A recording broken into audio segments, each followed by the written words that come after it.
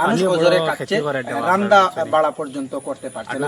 ছোট ছোট বাচ্চারাও রয়েছেন এখানে, সকাল থেকে বাচ্চারা কিন্তু এখনো এক মুঠো খানিও খেতে পারছেন না, কারণ এখানে ঘর থেকে বের হয়ে যে যাওয়ার রাস্তা যেটা, এটাও কিন্তু বর্তমান অবস্থায় জলের নিচে। তো আমি এখানে দেখতে পাচ্ছেন আমার একজন ভাই, আমি ওনার কাছ থেকে জানবো যে কতটুকু সমস্যাতে রয়েছেন।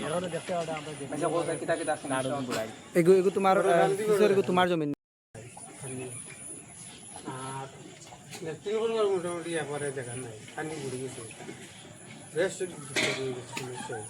তো শুনতে পাচ্ছেন আপনারা, একদিকে রান্না খাওয়ার সুযোগ নেই, অন্যদিকে কিন্তু ল্যাট্রিনে যাওয়ার মতো সুবিধা খানি নেই, কারণ আপনারা দেখতে পাচ্ছেন এখানে কিন্তু জলে একদম ভরপুর হয়ে গিয়েছে।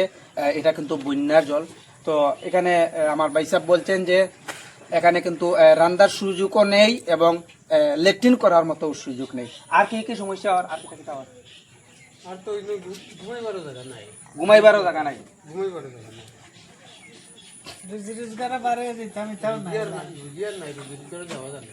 রুজি রোজগারও যাওয়া যান না। তো আমি একটি কথা এখানে উল্লেখ করে রাখছি ভিডিওর শুরুতেই, আমরা গত বন্যাতে দেখেছিলাম এখানে অনেক মানুষ কিন্তু ক্ষতিগ্রস্ত হয়েছে, অনেকের হাঁস মরেছে, অনেকের ছাগল মরেছে, অনেকের গরু মরেছে। মরার মূল কারণ হলো এই মানুষ কিন্তু সেইভাবে খাওয়াতে পারেনি, কারণ সব গাছপালা লতা পাতা সবকিছু কিন্তু জলের নিচে ছিল, যার জন্য ভালোভাবে পশুকে খানি দেওয়া যায়নি। তো কিছু কিছু পশু অনেকের মারা গিয়েছে বুকের কারণে। তো এই সময় সরকারের তরফ থেকে যে সাহায্য করা হয় এটা কিন্তু একটি হাসির পাত্র হয়ে ওঠে। কিভাবে আপনাদেরকে বলছি, 2 কেজি চাউল দেওয়া হয়, 100 গ্রাম তেল দেওয়া হয়, কেউ বলছেন 300 গ্রাম মটর পেয়েছেন, 200 গ্রাম ছানা পেয়েছেন, কেউ বলছে আমি অল্প লবণ পেয়েছি। তো এই সমস্ত সাহায্য দিয়া সরকারের তরফ থেকে আমার মনে হয় এটা কিন্তু একটি তামসা করা, একটি অভিনয় করা।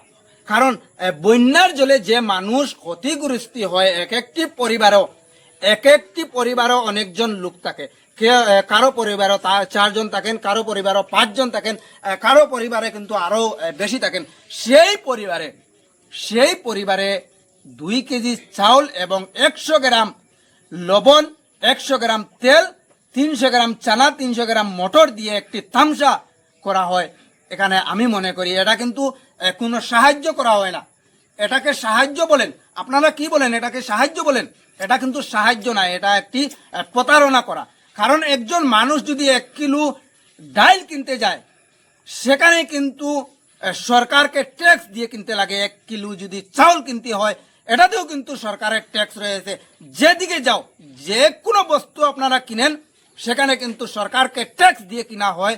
সেই জায়গাতে যে সময় মানুষ অসহায় হয়, সেই জায়গাতে কেন সরকার এভাবে সামগ্রী দিয়ে মানুষের সামনে ডং এবং তামসার পাত্র হয়?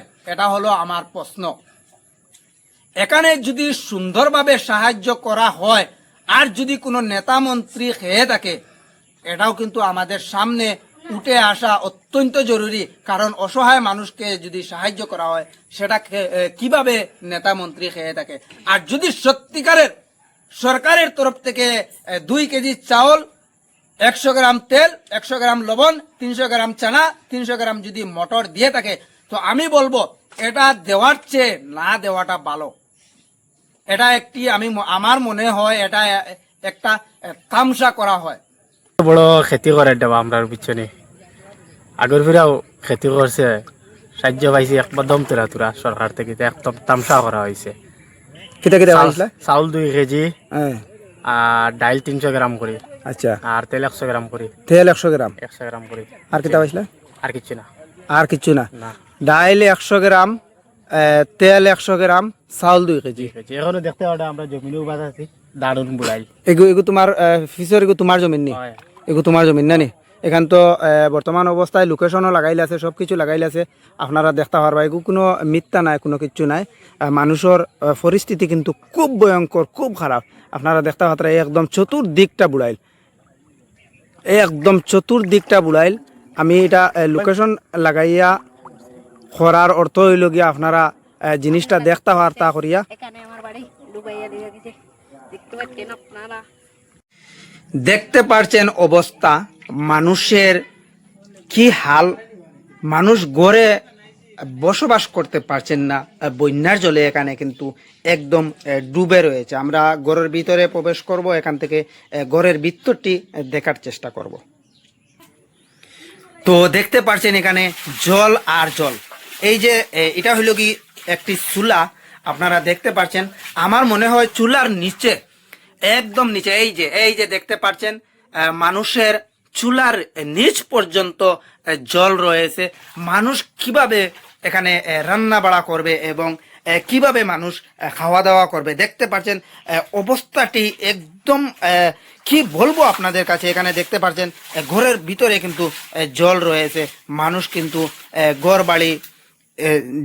ঘর বাড়িতে থাকা অবস্থায়ও এখানে ভালোভাবে চলাচল করতে পারছে না। একদিকে সাপের অনেক সমস্যা, সাপ, ব্যাঙ, পোকামাকড়, অনেক বিভিন্ন ধরনের জীবজন্তু কিন্তু এখানে গড়ে উঠে আসছে, কারণ ওরাও তো যাওয়ার জায়গা নেই। একদিকে মানুষের টাকা রুয়ার অবস্থা কিন্তু অত্যন্ত খারাপ, একদিকে পোকামাকড়েরও আরেক সমস্যা। আমরা হাঁটছি একটি রাস্তায়, তো রাস্তাত কিন্তু অনেক জল এখানে আপনারা দেখতে পাচ্ছেন। আমি ক্যামেরাটি ঘুরিয়ে আপনাদেরকে দেখাচ্ছি। রাস্তায় কিন্তু জলে একদম ভরে গিয়েছে, জলের নিচে রাস্তা রয়েছে। আমি আমার হাঁটুটি দেখাচ্ছি আপনাদেরকে। এই যে দেখতে পাচ্ছেন কতটুক জল রয়েছে এখানে, এই যে অনেক জল কিন্তু এখানে, রাস্তাটি ডুবে রয়েছে, রাস্তা অনেক নিচে। আপনারা দেখতে পাত্রা আমি বর্তমান অবস্থায় একটা রাস্তা তুবাদ পানি দেখতে পানি কতখান, ওই দেখুন তো পানি রাস্তার মাঝে যদি অতটুক পর্যন্ত পানি হয়, তাহলে আপনারা নিজে চিন্তা করি দেখুন। নবাই ফিরাও ক্যামেরা, দেখতে পাত্রা এখানে মানে দান আছে করি বোঝা যায় না। আমি কতখান দান আপনারা তুলিয়ে দেখাই, এখান থেকে আমি দান তুলিয়ে দেখাই। আর আপনারা এখানে কিন্তু দান আছে, এই যে কতটুক নিচে, কতটুক নিচে দান আপনারা চিন্তা করি দেখুন। এই যে অসহায় গরিব কৃষক যারা, এরার অত্যন্ত খারাপ দশা। আর এখান থেকে সরকারে যে সাহায্য করেন, সরকারের তরফ থেকে যে সাহায্য পাওয়া যায়, এটা কিন্তু একটা তামসা, এটা একটা ডং মনে করি। আগর ফিরাওয়ালা প্লাট করছে, প্লাট করিয়া মানুষের অনেক ক্ষয়ক্ষতি করছে। আর সরকার থেকে যেগুলা সাহায্য করা হয়েছে, কেন আমি তুলিয়া ধরছি ভিডিওর মাধ্যমে, এটা মানে একটা তামসা। ওই যে দানের অবস্থাটা দেখুন, এটা কিন্তু শেষ, এটা শেষ। এটা কিন্তু বাড়িতে আরও 3-4 দিন লাগবো, এটা আর কাজে লাগবো নি। আপনারা নিজে কইন ফসিয়া আসছে, গন্ধ করে ফসিয়া আসছে, এটা আর শেষ। তো অত ক্ষয়ক্ষতির মাঝে যেন 2 কেজি চাউল দেওয়া, 300 গ্রাম মটর দেওয়া, 300 গ্রাম চানা দেওয়া, 100 গ্রাম তেল দেওয়া, এগুলো একটা ডং নানি, এগুলো একটা তামসা নানি। মানুষের এক বেলার খানিও না।